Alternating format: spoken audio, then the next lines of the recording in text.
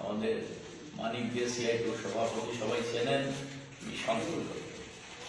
তো আজকে আমরা যে উদ্দেশ্যে আপনাদের আমন্ত্রণ জানিয়েছি তা হচ্ছে যে গত 24শে আগস্ট ভারতবর্ষের রাজধানী দিল্লিতে তালকাটোরা স্টেডিয়ামে ভারতবর্ষের সমস্ত কেন্দ্রীয় ট্রেড ইউনিয়নগুলো, শিক্ষক, কর্মচারী, ব্যাংক, বিমা, তার সর্বভারতীয় ফেডারেশনগুলো, কয়লা, ইস্পাত, বন্দর, সে সমস্ত শ্রমিক কর্মচারীদের সর্বভারতীয় ফেডারেশন সমূহ এবং কৃষকদের 500-র উপর সংগঠন খ্যাত মজুরদের, তারা যৌথভাবে সংযুক্ত কিষাণ মোর্চা গঠন করেছিলেন। এই শ্রমিক এবং কৃষক খ্যাত মজুরদের যৌথ কনভেনশন তালকাটোরা স্টেডিয়ামে গত 24শে আগস্ট 2023 সালে হয়েছে। সেই কনভেনশন থেকে মোদী সরকারের দেশের জনগণের স্বার্থ বিরোধী, বিশেষ করে শ্রমিক এবং কৃষক যারা ভারতবর্ষের উৎপাদনের সাথে সম্পূর্ণভাবে যুক্ত, যাদের উৎপাদনের উপর ভারতবর্ষের মানুষের জীবন অতিবাহিত করার বিষয়টা যুক্ত আছে, তাদের উপর মোদী সরকারের যে আক্রমণ, তার পাশাপাশি আমাদের দেশের যুবকদের, ছাত্রদের উপর, দেশের সাধারণ যারা তফসিলি অংশের মানুষ, তফসিলি উপজাতি অংশের মানুষ, অনগ্রসর সম্প্রদায়ের মানুষ এবং বিশেষ করে সংখ্যালঘু অংশের মানুষ যারা ধর্মীয় সংখ্যালঘু, তাদের উপর মোদী সরকারের ক্রমাগত আক্রমণ, এরই প্রতিবাদে 22টি সুনির্দিষ্ট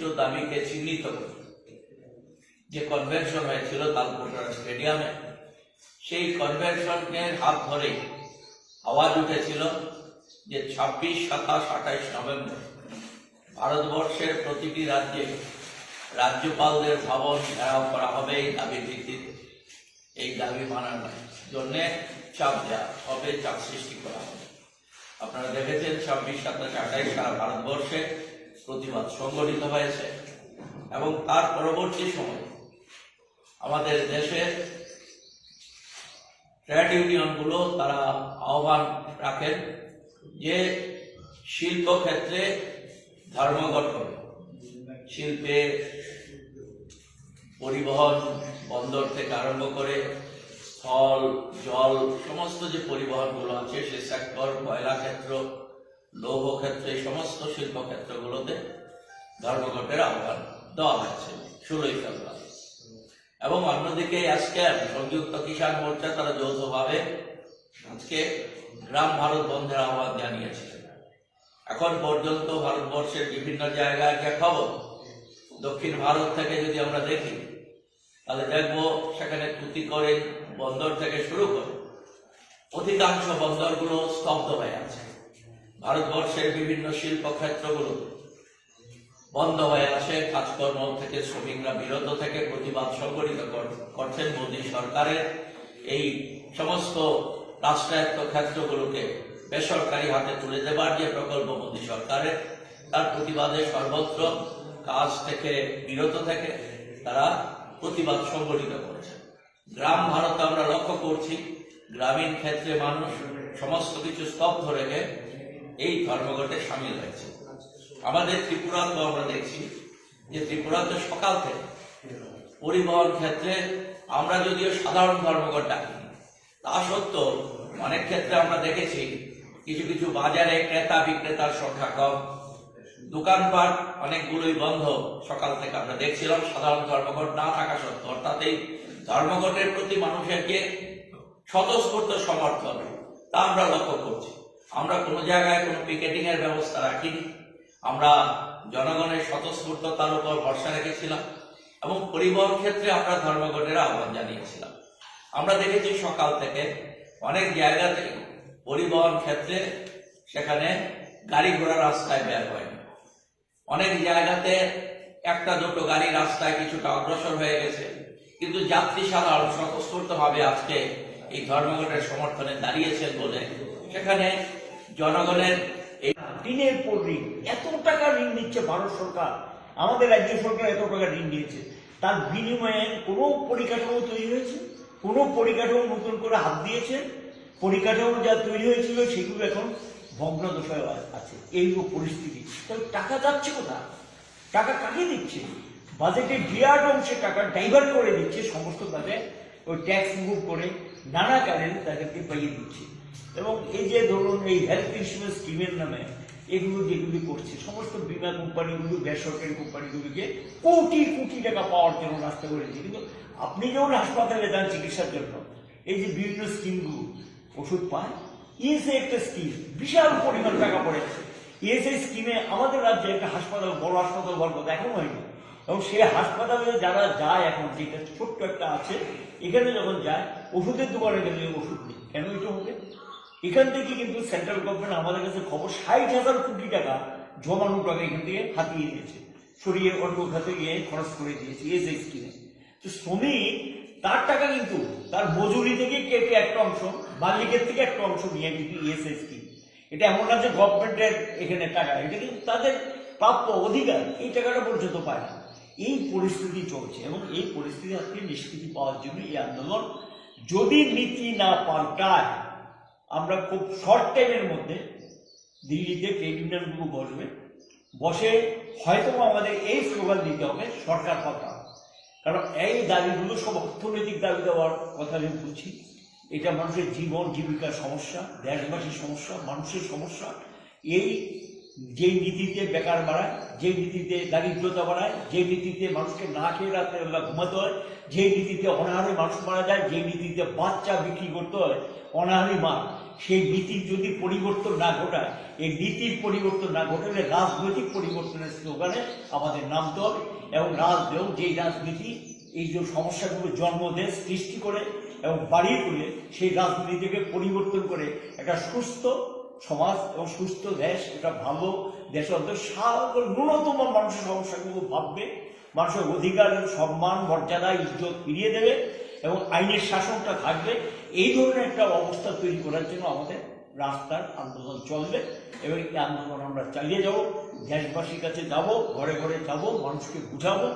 পরিবর্তন না করলে কেউ বাঁচবেন না। আপনি করেন বিজেপি, আপনিও রেহাই পাবেন না, করেন আপনি অন্য পার্টি, রেহাই পাবেন না। শাসক দলের তো আপনার জন্য কি আলাদা দোকান আছে, সস্তার জিনিস পাওয়া যায়? আপনি আপনার ঘরে যে বেকার সন্তানটা আছে, তার ছেলে মেয়ে নিশ্চিত কোনো ভবিষ্যৎ দিতে পেরেছে? তারা পারেনি। কাজে স্বাভাবিক কারণে আমরা সকলের কাছে উদাত্ত বলে যাবো, এই লড়াইটা হলো দেশ রক্ষার সংগ্রাম, মানুষকে রক্ষা করার সংগ্রাম। এই সংগ্রামে সকলে এগিয়ে আসবে। মূল্যবৃদ্ধি কমাতে ব্যর্থ হয়েছে সরকার, আর লগে স্কিম ওয়ার্কার যারা, তাদের উপর নির্ভর, গোটা দেশের স্কিম ওয়ার্কার আজকে রাস্তায়। কেন রাস্তায়? তাদের দিয়ে সব কাজ করানো। এই ত্রিপুরার যে মুখ্যমন্ত্রী অমুক স্কিমের উদ্বোধন, অমুক মন্ত্রীর অমুক স্কিমের উদ্বোধন, কে আসবে? যারা আশা, মিড ডে মিল ওয়ার্কার এবং অঙ্গনওয়াড়ি ওয়ার্কার, হেল্পার, কাজে এমনিতে কাজ করে শেষ হয় না, নানা কাজ করে, তারপর তাদেরকে নিয়ে এসে ভর্তি করে নেওয়ানো হয়, তাদেরকে দিয়ে এগুলো মানে সমস্ত কাজে স্কিম ওয়ার্কারদেরকে ব্যবহার করা হচ্ছে। আর মাসের শেষে ঠিক সময় মতো পয়সাটা পায় না। পেনশন যে টাকাটা বামের সময় চালু হয়েছিল, বামফ্রন্ট সরকারের সময়, সেই টাকাটা ঠিক মতো পায় না, তাদের গ্র্যাচুইটি দেওয়া হয় না। এই অবস্থা তৈরি হয়েছে। বেকার সমস্যা, কাজের নামে একটা ছেলে গেলেই চলছে, ইন্টারভিউর পরে ইন্টারভিউ দিয়ে কাজ কিন্তু পায় না। আর মাঝে মধ্যে দু একটা অফার মেলা লাগবে এগুলি লোক দেখানো, এটা মানুষকে টুপি পড়ানোর মতো, এবং বিশাল বেকার বাহিনী তৈরি করেছে। পরিস্থিতির সমস্ত দিক থেকেই মানুষ এখন আক্রান্ত। বিদ্যুৎ ক্ষেত্র এখন তো ওই অ্যাডমিনিস্ট্রেটিভ অর্ডার, বিদ্যুৎ আইনটা পাশ করাতে ফেল করেছে, কৃষক আন্দোলন, শ্রমিক আন্দোলন, ইঞ্জিনিয়ার আন্দোলন, এবং এরপর এখন গিয়ে করছে কি, প্রশাসনিক নির্দেশ দিয়ে লাগু করতে শুরু করছে। প্রশাসনিক নির্দেশ দিয়ে স্মার্ট মিটার বসিয়ে দিচ্ছে, প্রশাসনিক নির্দেশ দিয়ে সমস্ত কিছু হ্যান্ড ওভার করতে শুরু করেছে। এই যে অবস্থাটা বিদ্যুৎ ক্ষেত্রে, এটা তো সাধারণ মানুষ অবস্থা খুব নাগালের বাইরে চলে যাবে। সাধারণ মানুষ বিদ্যুৎ পাবে না, ব্যবহার করতে পারবে না, এবং সে অর্থ তার থাকবে না। 26,000 টাকা ওয়েক্স, বহু আগে 18,000 টাকা ওয়েক্স, সেখানে 18,000 টাকা ওয়েক্স অলরেডি ডিক্লেয়ার করেছে। কে করেছে? Supreme court. গোটা দেশে লাগু করে। কেরালাতে তারা সর্বনিম্ন মজুরি করেছে 6 টাকা আর 600 টাকা পার ডে। তাহলে ভারতবর্ষ রাজ্যে কেন হবে না? আমরা বলছি 26,000 টাকা দিতে হবে। সারা দেশে, ওয়েজ কমিয়ে দিচ্ছে গোটা দেশে। সমস্ত ক্ষেত্রে দেখা যায় এই সমস্ত অস্থায়ী কর্মীদেরকে কাজে লাগিয়ে এই সমস্ত আউটসোর্সিং এর নামে ওয়েজ কমিয়ে দিচ্ছে। 6,000 7,000 টাকা এক্সপ্লয়েট করছে, এক্সপ্লয়েট একদম পুরোপুরি টাকা বিল করে নিচ্ছে বহুটা। এই ওএনজিসিতে কি চলছে? ওএনজিসিতে একটা ড্রাইভার এগেস্টে বিল করে নিয়ে আসে 21,000 22,000 টাকা বিল করে নিয়ে আসে, আর সেই শ্রমিককে মজুরি দিচ্ছে মাত্র 10,000 11,000 টাকা। ব্যাংকে তার নামে যাচ্ছে 22,000 21,000 22,000 টাকা ব্যাংকে ঢুকছে তার নামে, এবং সে যেই ঠিকাদারের কাজ করে সেই ঠিকাদারকে সে বাকি টাকাটা ব্যাংক থেকে তুলে এই ঠিকাদারকে দিয়ে দিতে হচ্ছে। এই দালালির টাকা এবং মাস্তানির টাকা এই আমাদের ওএনজিসিতে গুলো চলছে ড্রাইভারদের উপর। এই যে নির্যাতনগুলো চলছে সারা দেশে শ্রমিকদের উপরে, সেখানে গিয়ে তোলাবাজি গোটা দেশে চলছে, এবং এই তোলাবাজিতে শ্রমিকরা এমনিতে ওয়েজ কমে গেছে, তারপরে তারা গিয়ে আক্রান্ত এবং অধিকার তো আক্রান্ত, ওয়েজ কমে তারা সমকোট চালু করেছে। সবটা মিলিয়ে এই আজকের এই ধর্মঘট এবং ধর্মঘটে আমরা ভাববো যে মোদী সরকার একটা শিক্ষা নিক, কিন্তু বিজেপি সরকার সেই শিক্ষা নেবে কিনা যথেষ্ট সন্দেহ আছে। কারণ তারা কৃষকদের উপর যেভাবে নির্যাতন শুরু করেছে এবং এই নির্যাতন এখনো অব্যাহত আছে, আলোচনা বসে না, কথা বলতে চায় না এবং শ্রম সম্মেলন করে না। প্রতি বছর দেশের সব শ্রমমন্ত্রী, ইন্ডাস্ট্রিয়ালিস্ট এবং সমস্ত শ্রমিক প্রতিনিধিদের নিয়ে একটা মিটিং হতো, প্রাইম মিনিস্টারও থাকতেন। আমি নিজেও শ্রমমন্ত্রী ছিলাম এই ধরনের মিটিংয়ে অংশ নিয়েছিলাম দিল্লিতে। এখান থেকে ফরওয়ার্ড করা হতো কিছু, যেগুলি মানে সবাই আলোচনা করে ঠিক করতে সরকারের টাকা দিয়ে।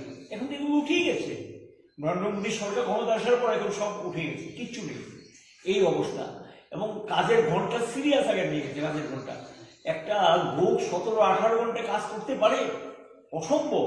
12 ঘন্টা আইন করে দিচ্ছেন, কিন্তু কয়েকটা রাজ্যে বিধানসভা বিল এনে 12 ঘন্টার আইন পাস করিয়ে দিচ্ছেন। এমনি বেকাররা কাজ পায় না।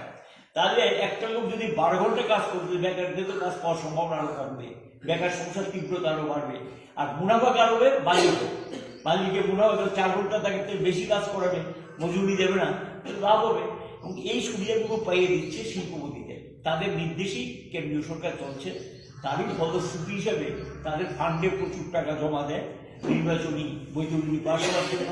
সুপ্রিম কোর্ট তো কাজ অলরেডি রায় দিয়ে বলেই দিয়েছে, পরিষ্কার ট্রেড ইউনিয়ন আন্দোলন, কৃষক আন্দোলন আগে থেকেই তো বলছে, লুটপাট চলছে এবং মানুষের বিরুদ্ধে যুদ্ধ ঘোষণা করছে। এই পরিস্থিতিতেই এই ধর্মঘট, আমরা মনে করি এই ধর্মঘটের মধ্য দিয়ে যদি সরকার তার নীতি পরিবর্তন না ঘটায়, বাজেটের যদিও নীতির পরিবর্তনে কোনো নির্দেশিকা নাই, কিন্তু মেইন বাজেটে গিয়ে দেখা যাবে মানুষের জন্য। কারণ কেন্দ্রীয় সরকার বড় লোকদের এত বেশি ছাড় দিয়ে দিয়েছে, বাজেটের চরম ঘাটতি চলছে। রাজ্য পাওয়ার সেক্টরে থ্রুআউট দি কান্ট্রি সারা দেশেই তারা ইমার্জেন্সি সার্ভিস যাতে বন্ধ না হয়, বুকে বেস নিয়ে ধর্মটা অংশ নিয়েছে। রেল গোটা দেশে বিভিন্ন জায়গাতে চলাচল স্তব্ধ হয়ে গেছে। পরিবহন যেটা সড়ক পরিবহন ওইটাও প্রায় বিভিন্ন জায়গাতে স্তব্ধ হয়ে গেছে। এবং আরো যেটা লক্ষ্য করা গেছে, স্টিল ইন্ডাস্ট্রি যেমন ভাইজাগ এবার টোটালি স্টপ, জনজীবন সবই বিপর্যস্ত হয়ে গেছে। কোল পুরোপুরি বন্ধ, কয়লা ক্ষেত্র পুরোপুরি বন্ধ। এগুলি আমি জাস্ট খালি বড় শিল্পগুলোর কথা তুললাম। বিএসএনএল টোটালি ক্লোজড, বন্ধ। ওয়েল সেক্টর, তৈল ক্ষেত্র, যেটা তৈল ক্ষেত্রে ধর্মঘটের ব্যাপক প্রভাব পড়েছে গোটা দেশে। শিল্পের কথা আমি বলছি যেটা, এরকম এটা সংগঠিত ক্ষেত্র, আর অসংগঠিত ক্ষেত্রে সর্বত্রই একটা ধর্মঘটের ব্যাপকতা লক্ষ্য করা গেছে। আমাদের রাজ্য সম্পর্কে শঙ্কর দত্ত আপনাদের সামনে বলেছেন, ভয় ভীতি উপেক্ষা করে এ রাজ্য ধর্মঘটে ভালো অংশের মানুষ সমর্থন করেছে, রাম ধর্মঘট চলছে। সবটা মিলিয়ে আমরা ট্রেড ইউনিয়নগুলোর পক্ষ থেকে আমাদের রাজ্যে যারা ধর্মঘটকে সফল করে তোলার জন্য এগিয়ে এসেছেন, সমর্থন জানিয়েছেন, সাহসিকতা পরিচয় দিয়েছেন, এমনকি শিক্ষক কর্মচারী যারা, তারাও কিন্তু একটা ভালো অংশ আজকে অফিস কাছারিতে যায়নি। এবং এরা যারা ধর্মঘটে সামিল হয়েছে বিভিন্ন সেক্টরে ক্ষেত্রে, এবং এদের প্রতি আমরা অভিনন্দন এবং সঙ্গে ভয়ভীতি উপেক্ষা করে যেভাবে সামনের দিকে এগিয়ে এসছে তার জন্য কৃতজ্ঞতা প্রকাশ করছি। যে না, সত্যি যে সরকারের এই সমস্ত হুমকি ধমকি নানা বিষয় থাকে, এগুলিকে উপেক্ষা করে তারা এগিয়ে এসেছে। সঙ্গে দেশবাসীকেও যারা এই ধর্মঘটে সামিল হয়েছেন সকলকে আমরা রাজ্যের ট্রেড ইউনিয়নগুলোর পক্ষ থেকে অভিনন্দিত করছি। পরিস্থিতিকে খুব ঘোরাতে করে ফেলেছে। ওটাকে ধারণা হতে পারে বোধহয় পার্লামেন্ট ইলেকশনটা, আরে পার্লামেন্ট ইলেকশনের সময় ট্রেড ইউনিয়ন মুভমেন্ট যুক্ত না। পার্লামেন্ট ইলেকশনটা সামনে আসছে, আন্দোলনটা নতুন না, ব্যাখ্যা করছিলেন একটু আগে। ব্যাখ্যা অনেকদিন যাবত আন্দোলনটা চলছে, তারই ধারাবাহিক হিসেবে আজকে গিয়ে এটা হয়েছে। আমরা এখানে বলবো যে কি শুরু হয়েছে, স্কিমের পর স্কিম ঘোষণা দিচ্ছে। ইলেকশনটাকে সামনে রেখে এগুলো করে বিজেপি, খালি একটার পর একটা স্কিম। এবং আমাদের রাজ্যে আমি দেখলাম গত কয়েকদিন ধরে দেখবেন পত্রিকাতে কত রকম স্কিম, এবং এগুলি কি আসলে কি মানুষ পাবে, এগুলি কি কার্যকরী হবে? এগুলি অনেকটা এগুলি ইন্স্যুরেন্স কোম্পানিকে পাইয়ে দেওয়ার জন্য, ইন্স্যুরেন্স কোম্পানিকে টাই আপ করে প্রিমিয়াম পাইয়ে দেওয়ার জন্য এই সমস্ত স্কিমগুলো বলছে। আমরা দেখেছি, আমাদের অভিজ্ঞতা আছে, তো এটি তো হচ্ছে তো। এবং এর সঙ্গে দেখছি আমরা পেনশন নিয়ে একটা ছেলেখেলামি চলছে। এখানে রাজ্যে এখনো যেমন এডিসিতে যারা গিয়েছে তারা পেনশন পাচ্ছে না, ওই যে তাদের এই পেনশনের টাকা সেখানে পাচ্ছে শিক্ষক কর্মচারীরা, আর বলছে টাকার কোনো অভাব নেই, কিন্তু পেনশনের টাকা পায় না, গ্র্যাচুইটি টাকা পর্যন্ত পায় না। শিক্ষক কর্মচারীরা যারা রিটায়ারমেন্টে গ্র্যাচুইটি টাকা পাওয়া উচিত তারা গ্র্যাচুইটি টাকা পর্যন্ত পায় না। এবং ওই পেনশন স্কিম বিভিন্ন রাজ্যে চালু হয়েছে। আমাদের রাজ্যে জোর করে ন্যাশনাল যেটা পেনশন স্কিম, যেটা নিউ স্কিমটা যেটা, সেই স্কিমটা আমাদের রাজ্যে ছিল না, এটা বামফ্রন্ট সরকারের ছিল না। এটা 2018 জুলাই মাস থেকে আমাদের রাজ্যে এটা লাগু করে দিয়েছে। এটা বিরোধিতা আমরা করছি, এখনো করছি, দাঁড়িয়ে আমরা এগুলো বলছি। ফুড সিকিউরিটি তো কিচ্ছু নেই, খাদ্য নিরাপত্তা, এই দেবে সেই দেবে, খালি বিজ্ঞাপন ওপর বিজ্ঞাপন। রেশনে গেলে দেখা যায় সাধারণ যে চাউলটা যে পরিমাণ আগে পাওয়া যেত সেই চাউলটা পায় না, গমটা যে পরিমাণ পাওয়া যেত সেটা পায় না। এবং রেশন ব্যবস্থা অনেকটা সাধারণ পরিবহনের জন্য। Nabajibon pathological lab and diagnostic centre. আমরা থাইরোকেয়ারের অথরাইজড ফ্র্যাঞ্চাইজি নিয়ে কাজ করি। আমাদের এখানে রয়েছেন রাজ্যের বিশিষ্ট বিশেষজ্ঞ চিকিৎসকেরা, রয়েছেন স্ত্রীরোগ বিশেষজ্ঞ ডক্টর অঙ্কিতা ভট্টাচার্য এবং ডক্টর দেবজ্যোতি দেবনাথ, রয়েছেন ইএনটি বিশেষজ্ঞ ডক্টর সায়ন্তন রুদ্রপাল এবং সার্জন অবন্তিকা নাথ, রয়েছেন বিশিষ্ট সুগার স্পেশালিস্ট ডক্টর প্রবীর ধর চৌধুরী এবং তমাল চক্রবর্তী, রয়েছেন বিশিষ্ট ডক্টর কৌশিক নাথ। অগ্রিম বুকিং এর জন্য এক্ষুনি যোগাযোগ করুন আমাদের ঠিকানায়। Nabajibon pathological lab and diagnostic centre, Sarbadharma mission and Nagerjala. যোগাযোগ 9436126693 অথবা 7005080962। इस बदलते जमाने में ना बदलने वाले विश्वास के लिए हमें चाहिए खुशबू, सेहत, स्वाद और गुणवत्ता से भरपूर एगमार्क लव कुश कच्ची घानी ऑयल। ये है हमारी पूरी फैमिली के लिए खास लव कुश शुद्ध सरसों का तेल। इसके कुदरती गुण एवं सुगंध खाने में घोल दे एक अनोखा स्वाद, जिससे हमें मिलता है एक अच्छे स्वास्थ्य का भरोसा। सेहत भी स्वाद भी, ये है लव कुश का वादा। सेहत और गुणवत्ता वाला एगमार्क लव कुश प्योर मस्टर्ड ऑयल, स्वाद भी सेहत भी।